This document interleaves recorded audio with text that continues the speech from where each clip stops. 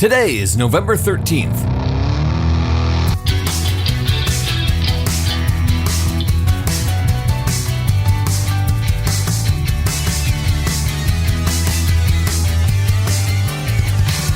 It's the 317th day of the year, and this is the On This Day podcast.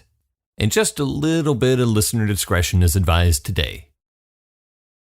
At 3 in the morning on this day in 1974, all is quiet on Ocean Avenue in the seaside hamlet of Amityville, New York, all except for a lone dog barking.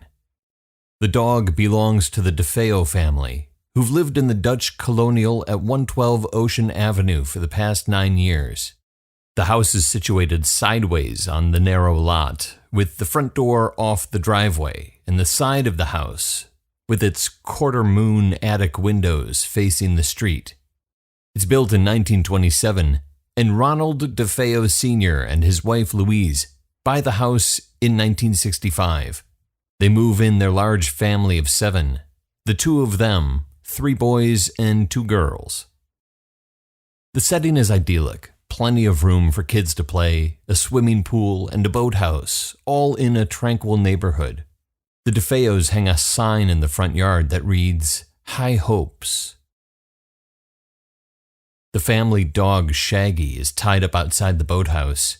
Shaggy is agitated and barks incessantly through the night. Shortly before the sun comes up on this day in 1974, the DeFeo's oldest son, Ron Jr., gets in his car and drives to work. The family calls him Butch, and Butch works with his father at a car dealership owned by Louise's father, Ron Sr.'s father-in-law, and Butch's grandfather. Butch's job at the Buick dealership is pretty much all for show. He goes through the motions to earn an hourly wage, but his father gives him money whenever he wants. And when Ron Sr. doesn't give him money, Butch just takes the money from his dad. Butch has quite the temper.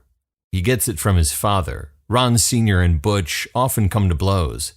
Theirs is a physical and violent relationship from the time Butch is a young boy.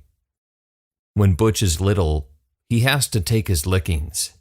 But when Butch gets older and bigger, he fights back. It's not uncommon for the 2 of them to throw punches, but Ron Sr. recognizes that Butch isn't just a chip off the old block.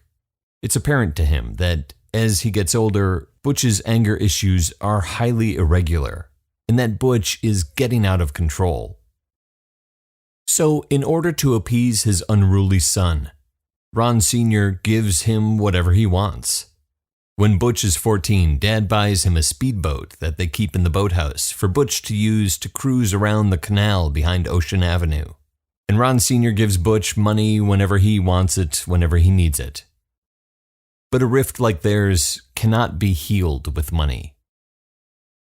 2 weeks earlier, while at work, the now 23-year-old Butch is given a deposit to take to the bank. $1,800 in cash and $20,000 in checks. On the way to the bank, he's held up and the deposit is stolen from him. At least, that's the story he tells when he gets back to the store. The police are called. They don't believe his story, but they don't have anything to arrest him on. About a week or so later, just 5 days earlier than this day, Butch is asked to take a look at some photographs to ID the suspect. He agrees to take a look, but then refuses to cooperate. Ron Sr. and Butch get into an argument which ends when Butch threatens to kill his father before peeling away in his car. None of the neighbors on Ocean Avenue hear the gunshots when Butch kills his father in the early morning hours of this day in 1974. They don't hear the gunshots when he kills his mother next, or when he shoots his 12-year-old brother Mark, his 9-year-old brother John, his 13-year-old sister Allison, and his 18-year-old sister Dawn. All killed lying face down in their beds by their brother and son, Ronald DeFeo Jr., at 3 a.m. on this day in 1974. No, all the neighbors hear is Shaggy the dog's unusually loud bark. Butch takes a shower and puts on clean clothes. He puts his bloody clothes and the Marlin rifle he uses on his family in a pillowcase, and then hops in his car and drives to Brooklyn in the pre-dawn hours to dump the pillowcase in a storm drain. Butch then goes about his day.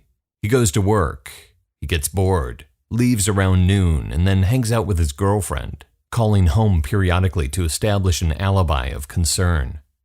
Around 6:30 in the evening on this day in 1974, Butch rushes into his local haunt, Henry's Bar, around the corner from the house on Ocean Avenue. Butch is frantic and breathless, imploring one of the barflies there, quote, "You gotta help me, someone shot my mother and father." The police are called, the bodies found, and Butch tells detectives it might have been a mob hit, claiming his father has organized crime connections. But by the next day, Ronald DeFeo Jr confesses to murdering his entire family in the idyllic house on Ocean Avenue in Amityville on this day in 1974. After Butch is convicted of murder and sentenced to 6 concurrent sentences of 25 years to life, the house on Ocean Avenue is sold to another young family. They're told of the murders that occur in the house on this day in 1974 before they buy the house, but the home's recent history doesn't bother them. George and Kathy Lutz move into 112 Ocean along with their 3 children and their dog Harry in 1975.